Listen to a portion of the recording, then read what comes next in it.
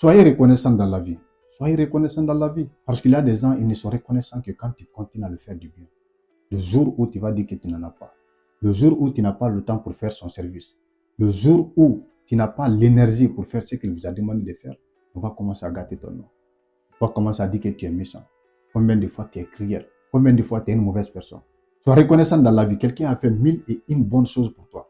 Mais à cause d'une seule chose, tu dis qu'il est méchant. À cause d'une seule chose seulement. À cause d'un seul service. Ou bien à cause de 100 francs seulement. Tu dis qu'il est méchant, tu gâtes son nom partout où tu passes. Mais où est passée la morale dans la vie? Où est passée la conscience des êtres humains dans la vie? Moi, je ne comprends pas. Tant que tu le donnes, c'est bien. Tant que tu le tends la main, c'est bien.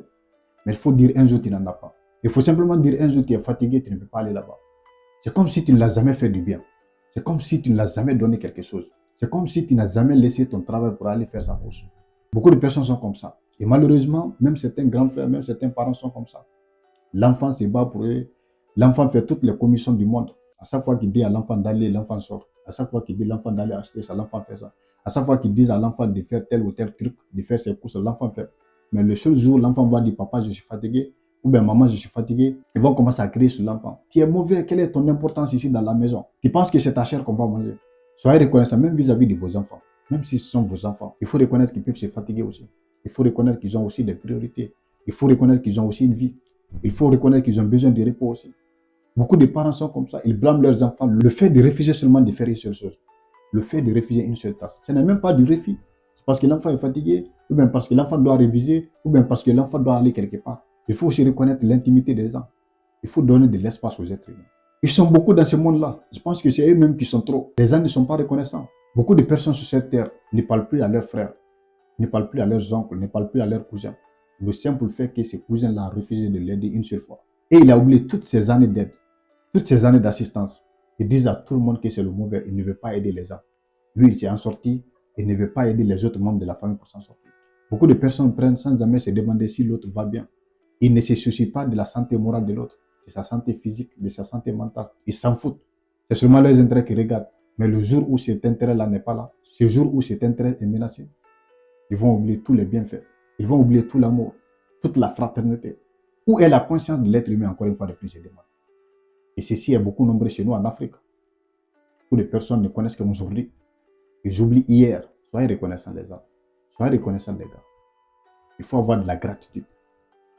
Et beaucoup de personnes même ne sont pas reconnaissants envers Dieu.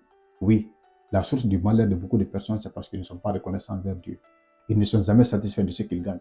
Je l'ai dit dans le passé, je le répète encore, il y a beaucoup de personnes sur cette terre qui gagnent moins que vous, mais qui vivent bien que vous. Qui vivent dans le bonheur, dans la joie, dans la tranquillité plus que vous. Soyez reconnaissants dans la vie. Soyez reconnaissants envers Dieu. Soyez reconnaissants envers vos frères. Soyez reconnaissants envers vos enfants. Soyez reconnaissants envers vos cousins. Soyez reconnaissants envers votre femme, envers votre mari. S'il a toujours été présent, si ces jours-là, il a dit qu'il n'a pas le temps, il faut reconnaître ça. Il faut comprendre ça. On ne peut pas simplement être là, prendre, sans donner. Et dans la plupart des cas, ces gens-là ne donnent jamais. Et ils ne font que prendre seulement. Ils transforment les gens en compte à banque. Et le jour où la banque dit non, ça ne marche pas, c'est de la guerre. Beaucoup de personnes ne parlent pas à leurs frères aujourd'hui. Ils leur ont déclaré la guerre.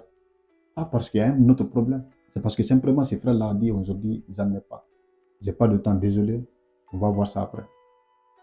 Ils lui ont déclaré la guerre. Aujourd'hui, ils ne se parlent plus. Ils se voient comme des ennemis. Soyez reconnaissants dans la vie. Il ne faut pas qu'un seul nom efface 1000 oui. Pensez à ce moment-là où ces frères-là t'ont tendu la main, alors que tu n'avais plus d'espoir. Tu es venu vers lui, tu as dit qu'il est ton dernier espoir. Peut-être même qu'il n'avait pas l'argent, mais il est allé s'endetter pour t'aider, pour te satisfaire toi, parce que tu l'as dit qu'il est ton dernier espoir. Mais comme aujourd'hui, ça n'a pas marché, il n'a plus, tu le déclares la guerre.